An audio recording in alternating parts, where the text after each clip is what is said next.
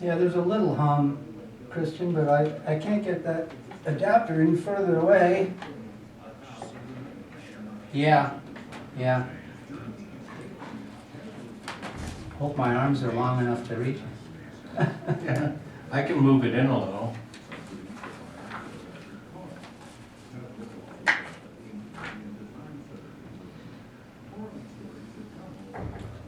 Hey, look who's here. Kelly? Eddie. Eddie.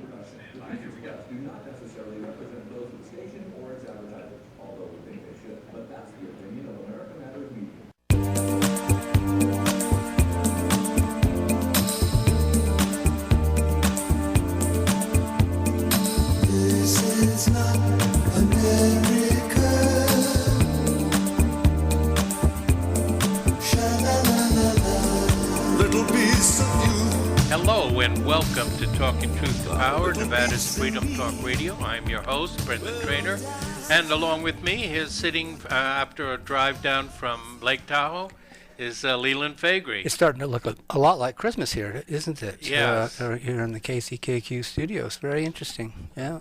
All right. Decorating away. And Lee mentioned to me that he left at 9 a.m., so he missed some of the testimony, and I really can't blame you if you want to watch it, because so far it's been pretty fascinating. And but please hold on to your dial here. I was going to say the opposite, actually, that you might want to tune in to us, because it is rather not exciting this morning. You know, beginning with the opening statement from Schiff, it was pretty much downhill from there. Nunez picked it up. Boy, he was very good. Yes.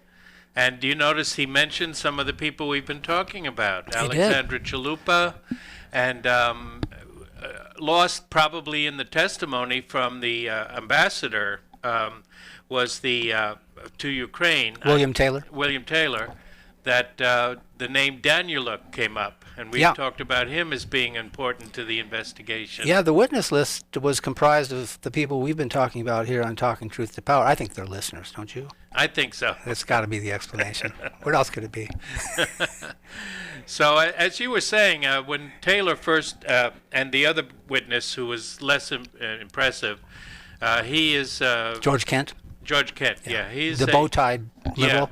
Yeah. And as you know, one thing you can always tell a liberal by is that they wear a bow tie. It's sort of a badge.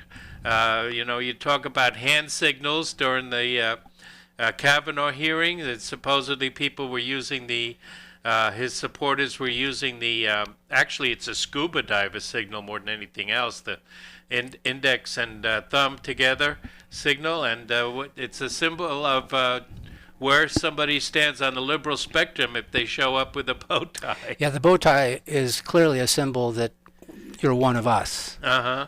By that deep state, deep statist, socialist. But God bless the deep state. Yeah. You know, that's what the former CIA director McLaughlin said. That's right, huh? They're all patriots. Yeah. He said that while Brennan was sitting next to him, wasn't it? Right. Yeah. Right, and that got a chuckle from Brennan, who is likely going to be one of those who are referred to a criminal procedure somewhere down the line. Oh, yeah, he has to be on the list of those who are going to be indicted. I mean, I think it goes all the way to Mueller. I think you could drag Mueller in and indict him, because he had, they dragged him out of the old folks' home to make his hearing after the Mueller report out of desperation, because that was such a flop. Mm-hmm. But he must have known enough as to why his name was used to brand the report, because that's all it was used for. Mm-hmm. And so he knew that Weissmann was writing the report. Right. So therefore, he's a witness. Uh-huh. Yeah, well, we'd like to see him on the stand, and we would also like to find out more about the latest report. But he will be declared not guilty on the basis of... incompetence? Infirmed. Infirmed. The the idea that has been brought to light recently that the CIA head, I can't think of his name. Brennan? Yeah, Brennan. Brennan actually had a Trump task force in which he invited people to join. Right. And so Recruited them. Recruited them, exactly. Yeah, With and- promises of promotions and salary increases and everything to investigate the president. Right. And so that'll be very interesting to see, because a CIA task force is a real thing. It's if it's used to go against an opposing politician without any basis, like it appears to have been, that's a very serious Yeah, and breach. apparently Charlie was one of those. Uh-huh. Charlie meaning the reference to the whistleblower. Yeah. Who's- Charamello. And by the way, our YouTube video was taken down last week Oh, because we did reference by name the whistleblower. okay. So let's see now that Limbaugh has outed him, Uh-huh. and I guess even Schiff, in some internal document, referenced him through the. But you're a journalist. You're allowed to do that. Yeah, well, we all are actually. Yes, Yeah. because we're all journalists. There's nothing in. Anybody that speaks out in the public square is a journalist. Yeah. It's not just people that have a press card. And the whistleblower statute does not give protection to him, except that he could not lose his job for doing so. Right. His anonymity. Only the inspector general is held to the standard of not revealing his name. That's right. Really, according to the statute. So. So apparently Zuckerberg doesn't know this, Uh-huh. because apparently there's a lawsuit against Zuckerberg now, Mm-hmm. just for this reason, because Yes. people were outing the whistleblower by name, Mm-hmm.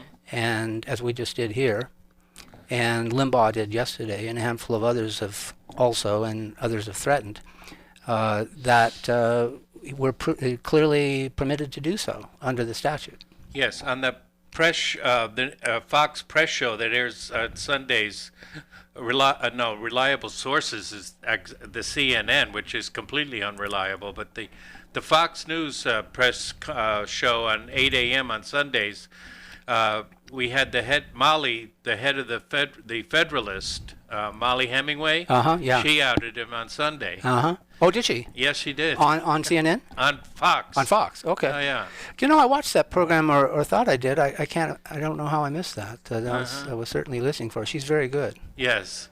And then there was a New York Times opinion writer yesterday on Fox who asked the question of Bolton, John Bolton. Mm-hmm. Does that mean John Bolton's part of the deep state too?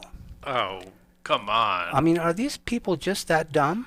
I'm beginning to think they are. Yeah. They're just that dumb. They just really don't know the subject. They went to the institutional educational courses that brought them to this stupidity. Yes. How could you find yourself an opinion writer at the New York Times today if you weren't completely incapable, incompetent?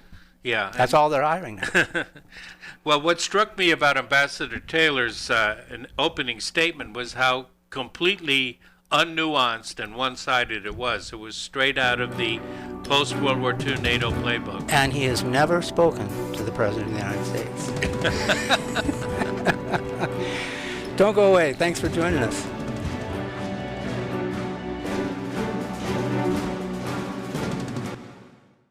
This is America Matters Media on AM 1180 KCKQ. a Lotus broadcast station. The power of radio since 1967.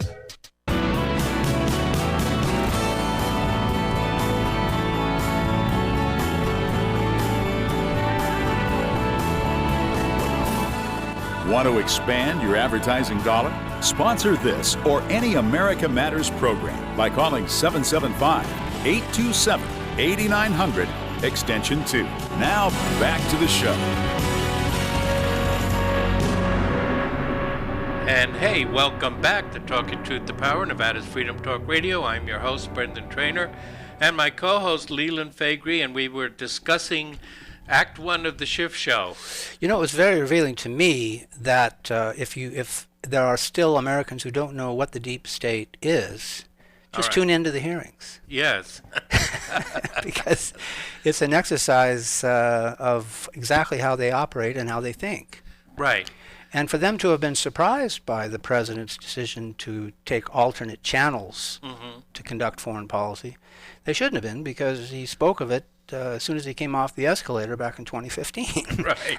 I mean, what are they surprised about? You know, they're just offended, I think, Yeah. that he's going around them in the implementation of his Yeah, foreign policy. because they're still in that post-World War II, America is the only real superpower mentality, which is no longer true. And I think Trump recognizes shouldn't be true. that. Yeah. Right, it shouldn't be true. No. Right, exactly. So what I took from the George Kent testimony this morning was very revealing, because he invoked Zbigniew Brzezinski and Henry Kissinger.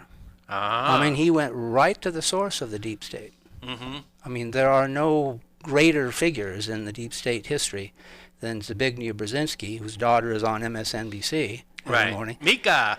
and Heinz Alfred Kissinger. Yes. Well, Brzezinski, of course, issued a book that you can get his worldview in, called the Great Chessboard or something like that, with his name on it. And his whole thing was an update of a strategy that really began in the early 20th century, that he who controls Eurasia controls the world. It's like a game of Risk, and it was also part of the great game that the British, especially under the Prime Minister, not Gladstone, but the Disraeli, Prime Minister Disraeli, of the British incursions into Afghanistan, and then Brzezinski repeated that strategy, and of course that led us to bin Laden and the blowback from that involvement. He thought that by Russia, of course, at that time, the communist Russia occupied Afghanistan, and by arming these jihadis, they would simply go after Russia, and then when that was over, there would be no more problems from them.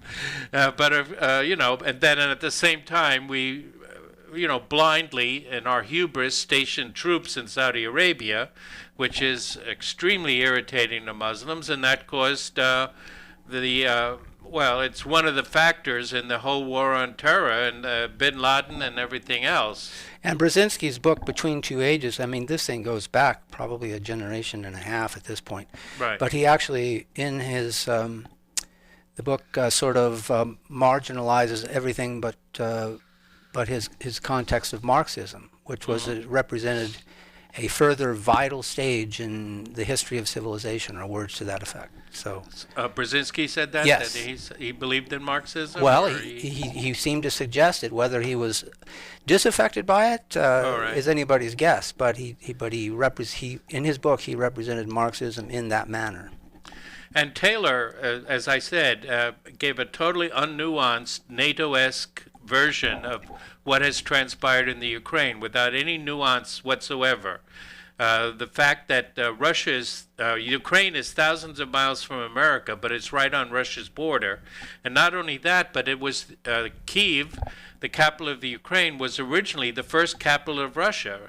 Russia is tied to Ukraine much more so than we are tied to Mexico with its Spanish, language and culture, because it has the Kyivans. Most Kyivans speak Russian in their daily lives, and they would have to. They're the same, except for the Polish and Lithuanian influence in the western part of the country.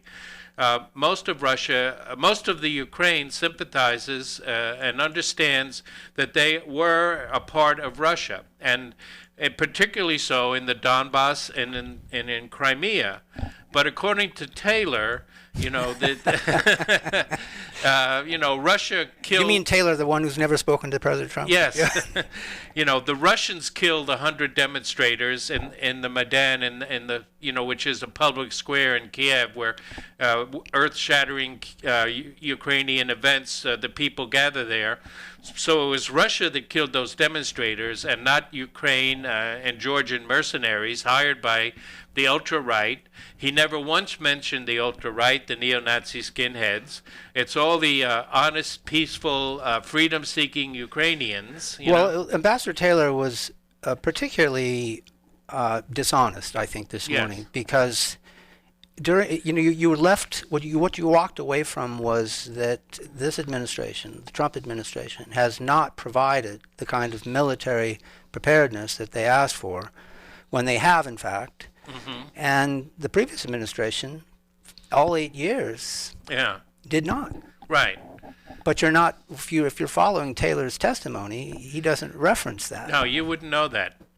not that I agree that we should have been sending them Right, arms, that's a whole- because, that's a separate a whole issue. separate issue, because all that's going to do is inflame the situation. And he said he was on the Donbass frontier. Now, the Donbass is the two provinces of the Ukraine which are closest to Russia in the southeastern part of the country, and they're some of that area is 85% Russian-speaking people, ethnic Russians. They, just like in America, in El Paso, where people travel across the border, they have families on both sides of the border, and they do business on both sides of the border, have jobs and so on. You would That's- expect bilingualism. Yeah, that's what the Donbass is, and it's also the industrial heart of Ukraine. It's a coal mining area, among other things, heavy metal foundries and so on.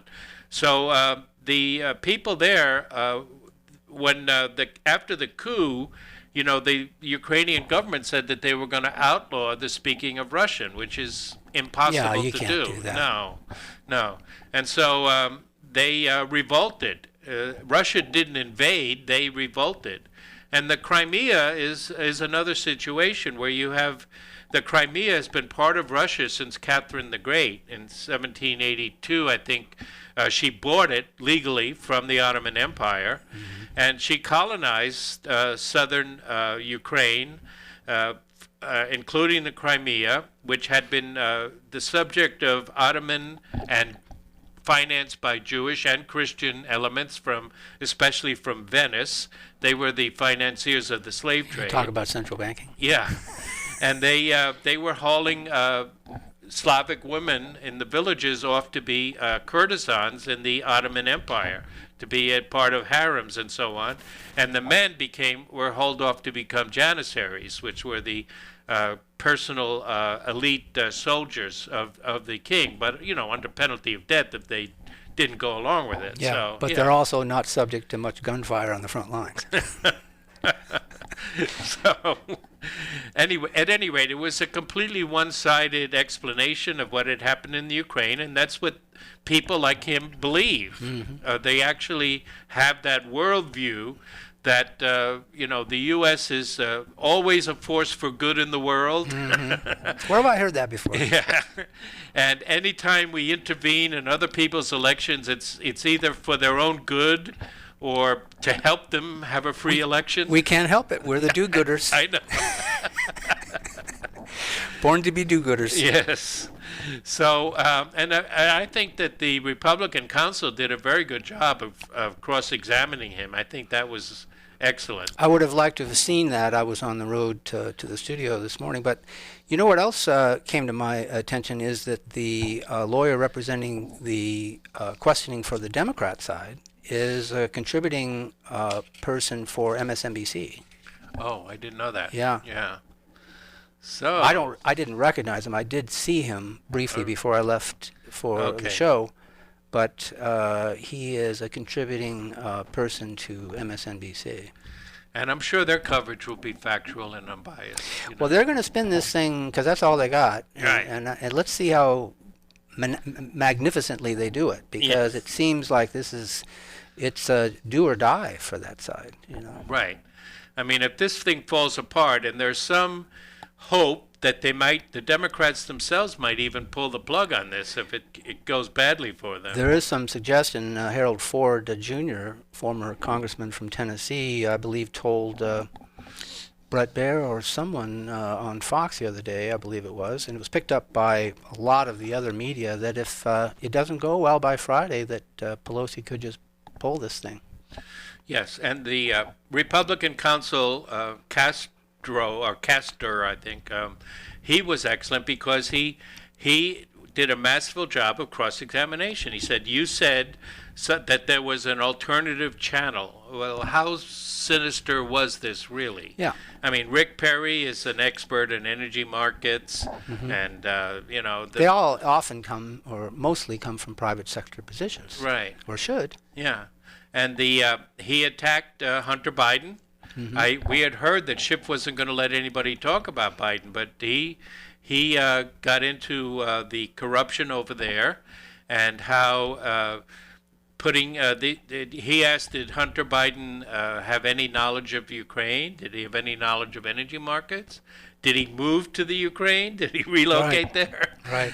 And they mentioned the $23 million. What they didn't mention is that one of the reasons why Hunter Biden was put on the board of Burisma was so that he could have influence with the British through D.C. law firms that he was familiar with to get those $23 million released. So they paid, Burisma paid him $1 million and got $23 million back. Not a bad deal. Not a bad deal. Boy, that segment went fast. Uh-huh.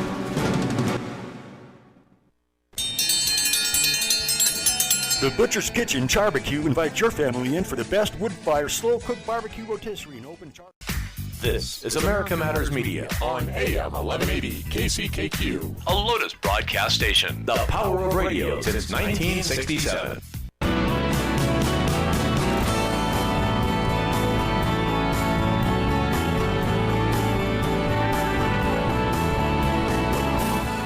Unable to listen to the whole show?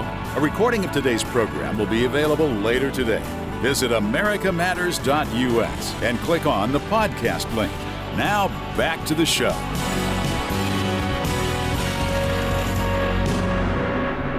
And welcome back to Talking Truth to Power. I'm your host, Brennan Trainer. I'm your co-host, Leland Faegre. And we were talking about how the world is changing, and some of our... We were? Yeah. Oh, okay. Some of our deep state actors are resisting that change. So they are the reactionaries. And Yes. our president, Trump, is in many ways a transforming figure. And he's trying to drag us kicking and screaming into the new world. They're frightened to death of him. Yes. So the world is actually on fire as we speak. It's actually a riot going on over so many countries in the world. Lost And track of how many. Yeah, So and many. it's not getting any coverage for the most part. Or when we do get coverage in the mainstream medium, it's always slanted in one direction. I bet you didn't know that Haiti has been having problems. We know that they rioted, I think it was last summer, over the cutoff of fuel subsidies because of the coup in Venezuela. Mm-hmm. Venezuela had been That's subsidizing their oil. But now they're all upset, and the main people they're upset with is our friend Pierre Trudeau in Canada. And, you know, Haiti is a French-speaking country. You mean Justin Trudeau? Justin Trudeau, yeah, in Canada. And they blame him specifically for the lack of economic growth and civil rights violations since the overthrow of Jean-Baptiste Aristide. Yes. He was actually in power 2 or 3 times, and he was overthrown each time. Yeah.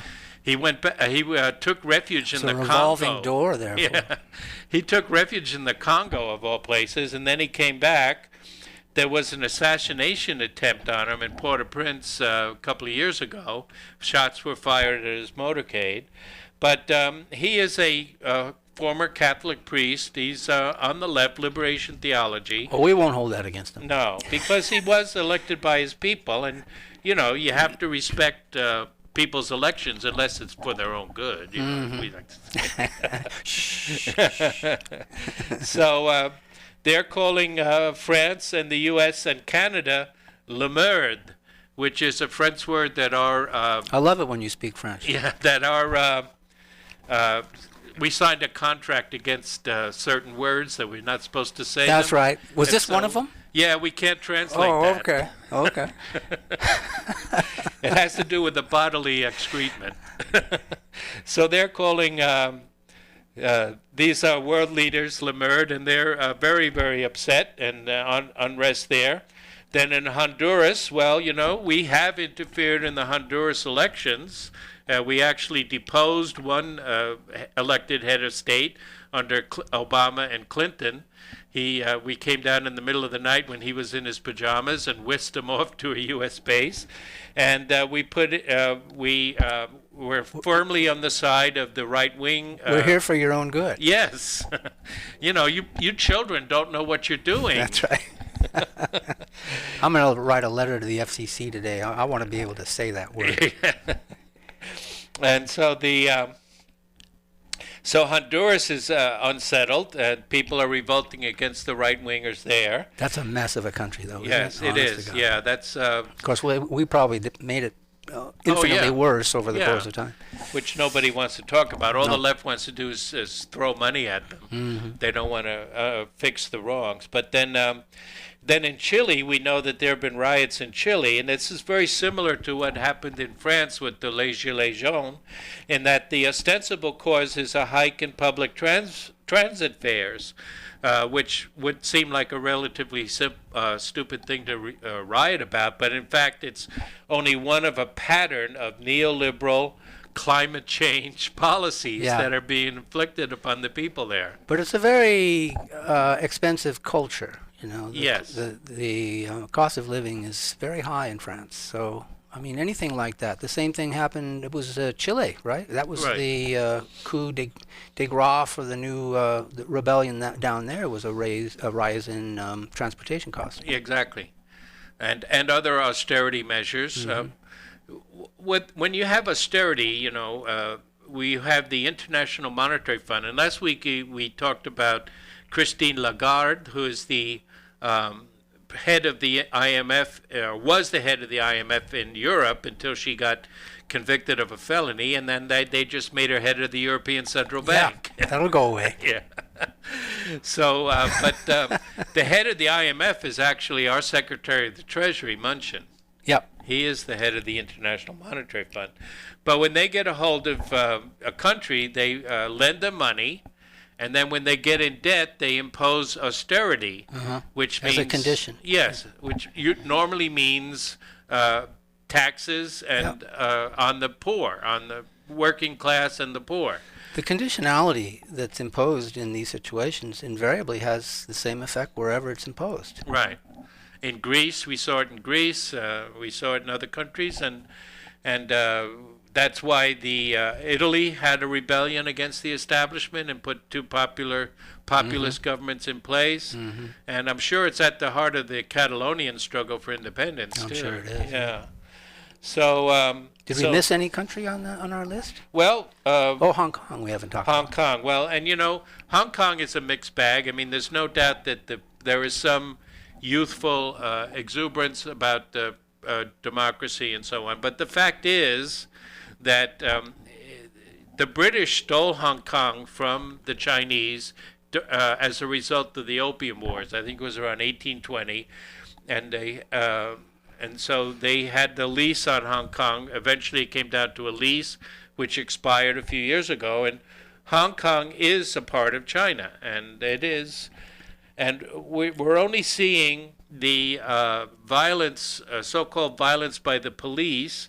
We never hear reports of violence against the police or violence against ordinary citizens that are going on. And a lot of this, what's going on in Hong Kong, for example, the attack, the sitting in on the airport and the sitting in on subways, taking over subways, is right out of the CIA playbook, to be honest with you. It would be, I think we'd be remiss if we didn't suggest that the CIA is heavily involved in that. Yeah. So, but it's only for their own good. It is. Yes, obviously. So we don't do anything unless it's for their own good. And we were reminded of that by Ambassador Taylor's testimony this morning. Yes. So in Catalonia, of course, we have the sentencing of the Catalonian assembly people who voted for the referendum of independence. Some of them got 13 years. The leader, Puigdemont, is in exile in Belgium, so now he has to choose between living in Belgium and going to jail in Spain, which that's not an easy choice. The welfare state of Belgium versus the jails of... Well, Belgium is a very Catholic conservative, most of it, except the Walloons.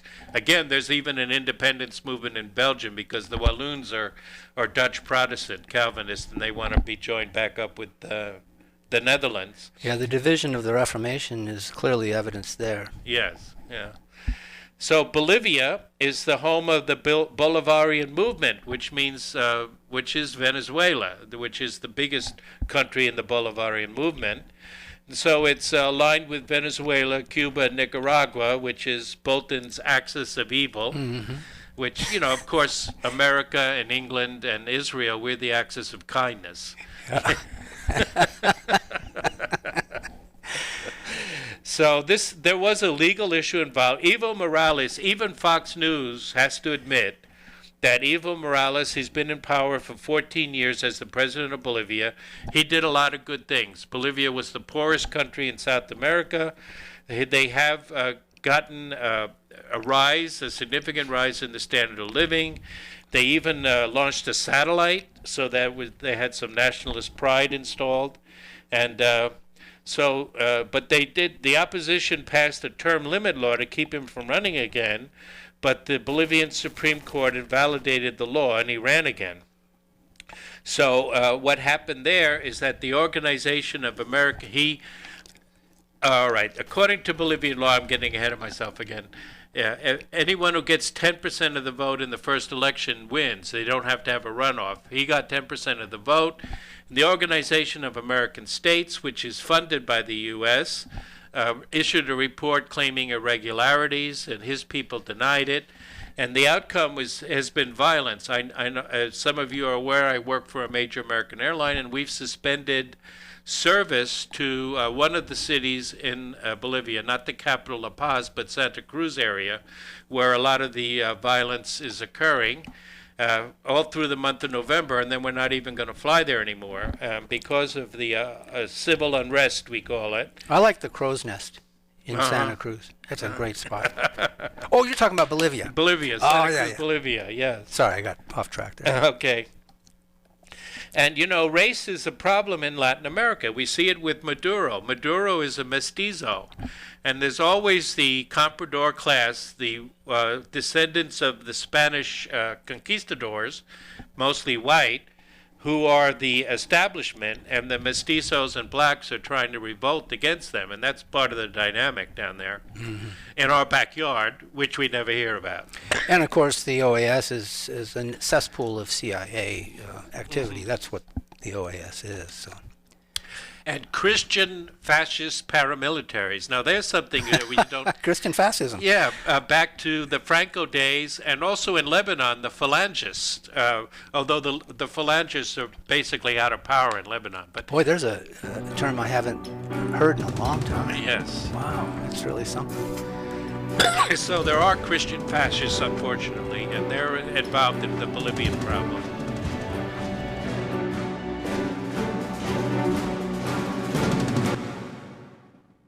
Talking to Victor from Precision Diamonds. Victor, I remember you in the old days, Park Lane Mall, a kiosk. This is America Matters Media on AM 1180 KCKQ, a Lotus broadcast station. The power of radio since 1967.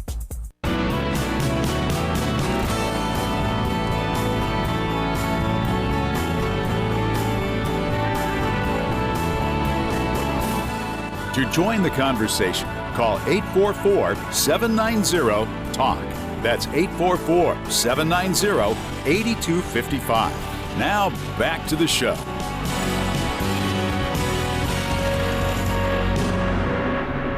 All right. Well, we were talking briefly about how the New World Order, the Novus Ordo Seclorum. Seclorum? Yep. That the World War II, post-World War II, liberal benevolent hegemony is being challenged in many, many countries around the world.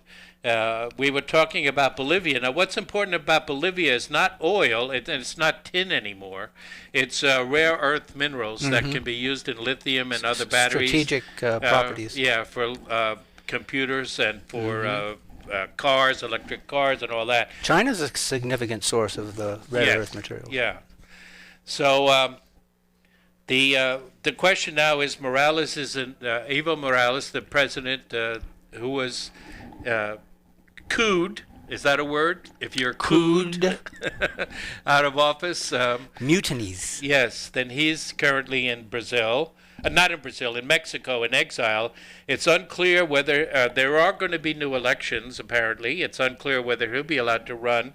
But there is some hope that the Bolivarian movement would continue even without Morales. Now, why am I saying there's hope? Because why are you saying that? Because even though it's leftist and it involves nationalization, it is trying to right some wrongs that have been going on now for centuries, again, ever since the conquest of Latin America. And it does represent something from the people. And Morales was, even though he is a leftist, he did bring prosperity. He didn't bring ruin to Bolivia.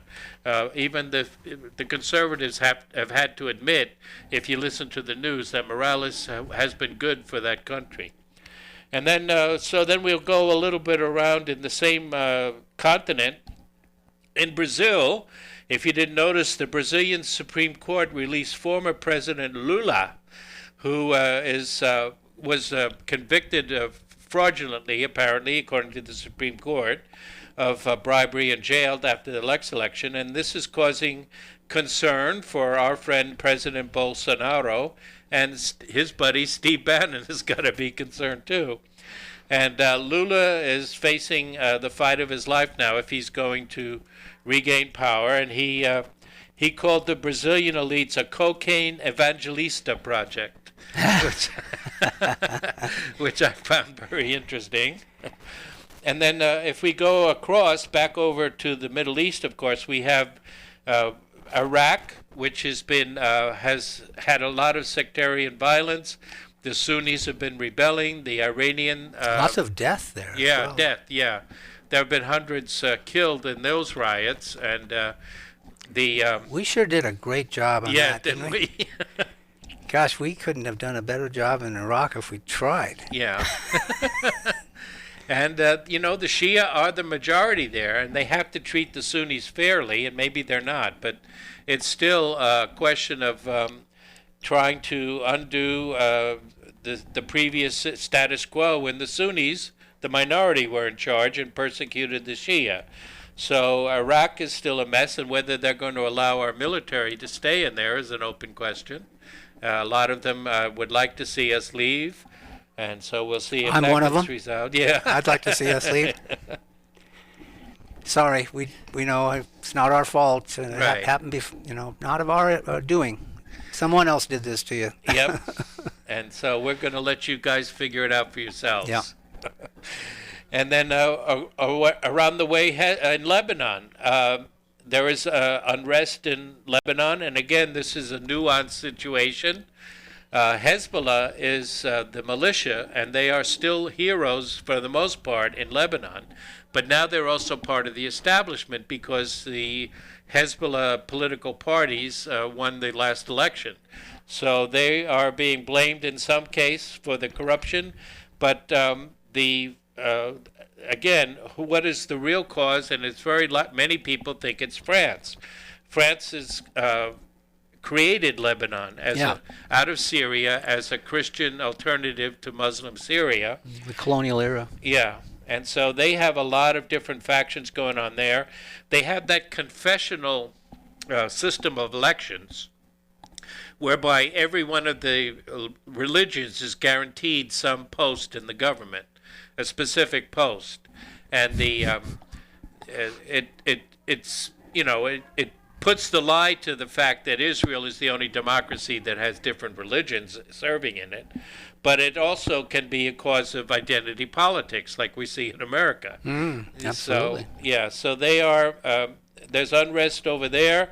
And Hezbollah now has the ability, it's believed, to send, in the old days when they when there was, what they did was Israel occupied Lebanon for about 10 years, and they drove them out. Hezbollah is credited with driving them out in 1982. The Lebanese army is not as good as Hezbollah.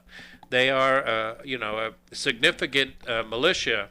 And then in 2006, when the Israelis tried to invade southern Lebanon, they were repulsed by Hezbollah again. So they have defeated Israel twice. I'm always amazed that the missiles that come from the Palestinian territories, from whatever direction, are expected to do much damage to Israel itself. We're witnessing it now again. You know, to me, it's quite astounding that there is an expectation of success given the sophistication of military accomplishment of the Israeli military has. Yes. So we would like to see Hezbollah destroyed, and it is now, after the attack on Aramco by the Houthis claim that they did it, it's now seen that there are the opposition has more significant firepower than Israel had believed they had. Mm-hmm. And the Iron Dome... They say that every time this kind of thing happens. Yeah. They now fear that if there does come down to war, and don't forget, Israel keeps attacking what they claim are Iranian assets. They keep bombing Lebanon, they bomb Beirut. Preemptively. Yeah, preemptively. And Syria. And so whether... it's now believed that Hezbollah, if it does come down to a war, that they can unleash 4,000 missiles a day, which would overwhelm the Iron Dome. I mean, they cannot counteract all those missiles. I think that's optimistic, but it remains to be seen. Every time we go through this, they surprise us a little bit more, I think. You know? Yes. So Israel is now facing, for the first time, with a choice whether to amend their policy or whether to face a possible destruction, and particularly since President Trump does not seem eager to go to war with Iran, at least before the election, on their behalf or to back them up in their aggression. Well, I don't think he's eager to go to war at all. But yeah. Yeah. So Israel is going to have to adapt or perhaps go under. And it's interesting that, bloody Gina Haspel was over in Saudi Arabia talking to MBS, and the press release said they were talking about issues of mutual interest. So maybe like what size bone saw is the best to, I'm sure it was something to work like out that. a dismemberment. Yeah, something a little bit more compact. But that is also ugly stuff, you know, and that's what we're involved in. We don't need to be involved in all these places. Right. These people should work out their problems for themselves, and let the regional actors in the neighborhood help them. Like, it would be interesting to see what comes of the Erdogan meeting. This impeachment trial has kind of foreshadowed that, but I think there'll be a press conference this afternoon. Yeah. Mm-hmm. That Erdogan has been visiting with Trump here in Washington, and I'm sure that the Democrats will have their heads explode once again when they appear in this press conference. Well, it sure is fun to watch. Yeah. So the New World Order. You mean while the televised coup d'état is being conducted? Or being repelled, hopefully. Right. Yeah. Because it's only got to energize Trump's base, especially when the Republicans do a good job of cross-examination. Well, I mean, they don't have anything, and it's hard to develop any kind of a story if you don't have anything, you know. Wasn't there a drug deal involved in all this? No, that was John Bolton. Oh, okay. Yeah. John Bolton's quote is that, let me get it for you real quick here. "I'm not part of whatever drug deal Sondland and Mulvaney are cooking up," is how he described it. So what he's really saying there is that Sondland and Mulvaney, on behalf of the administration, are at war against the deep state. Right. And that's what the hearings are all about, is the deep state. It's phenomenal. It's just absolutely bizarre what we're watching now. Yes. Who is going to rule after an election? Is the elected president, who is in charge of the executive branch and who the Constitution vests the power to do foreign policy. Or President William Taylor. Or or President Lieutenant Colonel Vindman. Right. They're all so concerned about what's going on. They are. They're very concerned. He's Russian-born. Vindman. Vindman? Yeah. I thought he was Ukrainian-born. Maybe it was Ukrainian. Yeah. Yeah, he's Ukrainian-born, and well, I think Jonathan Turley put a wrap on this by saying that the Leaning Tower of Pisa is a reminder of those who strive for great heights without worrying about their foundations. And much like the Burning Man structure raised each year in the Nevada desert, this impeachment may be intended to last only as long as it takes to burn it to the ground. Turley is so eloquent. He really is. Yeah.